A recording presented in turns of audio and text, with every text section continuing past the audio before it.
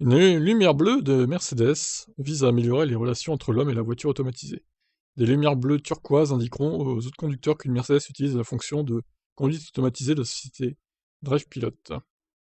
D'accord, c'est pas mal ça. Apercevoir des lumières bleues dans son rétro est généralement signe qu'on est sur le point d'avoir des démêlés avec la justice.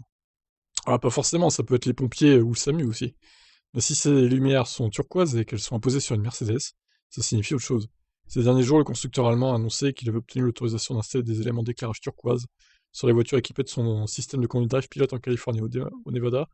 Le raisonnement est le suivant, une Mercedes équipée du système Drive Pilot est ce qui se rapproche le plus d'une voiture autopilotée aux États-Unis, avec quelques réserves majeures, et la société pense que les autres usagers doivent savoir en quoi s'en tenir.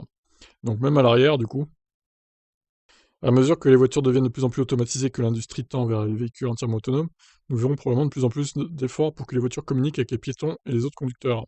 En Californie, désormais, Mercedes peut tester des feux turquoise sur ses voitures. Au Nevada, il est autorisé à vendre des véhicules de série équipés d'un éclairage turquoise, à partir d'un modèle 2026.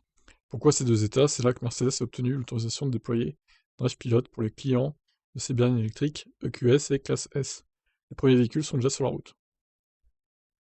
Drive Pilot est le premier système d'assistance à la conduite sans main ni les yeux que l'on peut acheter aux États-Unis. En pratique, ça signifie que dans de bonnes circonstances, sur une autoroute homologuée dans la circulation à une vitesse inférieure à 65 km/h et par temps clair, ça fait beaucoup de conditions, les conducteurs peuvent enclencher Drive Pilot et laisser le soin à la voiture de s'occuper de la conduite.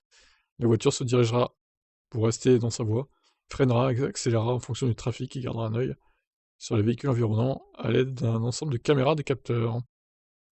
Bon, l'article est trop long, hein. Ils savent pas faire des articles compacts, hein, sur ces sites d'infos. Regardez ça, la taille de l'article.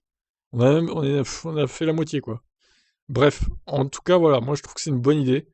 Même si à l'arrière, ça fait un peu bizarre de voir des feux turquoises, pour être honnête. Mais l'idée est plutôt bonne.